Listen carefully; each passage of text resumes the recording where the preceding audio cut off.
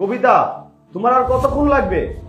এখন পর্যন্ত তোমার চাচা অলরেডি 2বার কল দিয়ে ফেলেছে। তাড়াতাড়ি আসো না।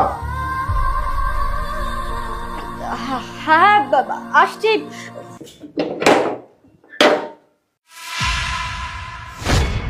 কবিতা, তুমি কান্না করছো?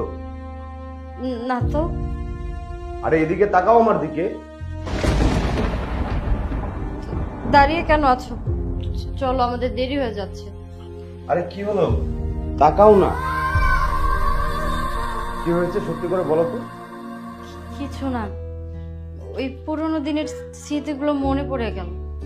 আরে তোমার চাচা রিটায়ারমেন্ট পার্টি, তোমার তো খুশি হওয়ার কথা।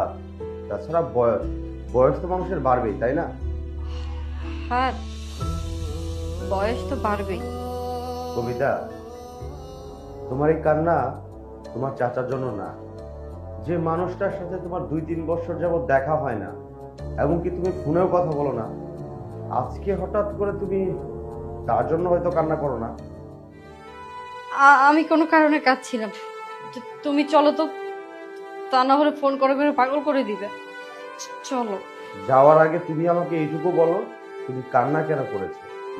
বললামই তো, ছোটবেলার স্মৃতিগুলো মনে পড়েছে, তাই আর কি।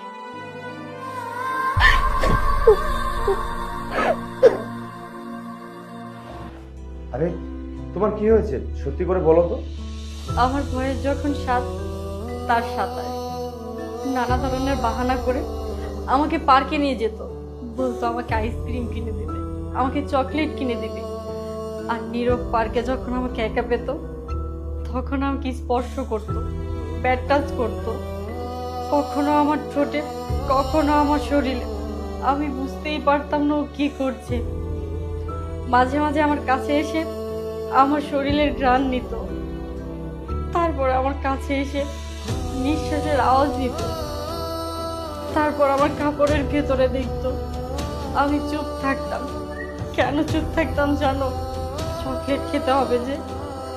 কাউকে কিছু বলতেও পারতাম না। 7-8 বছর ছিল না, কিছু তো বুঝতেও পারতাম না।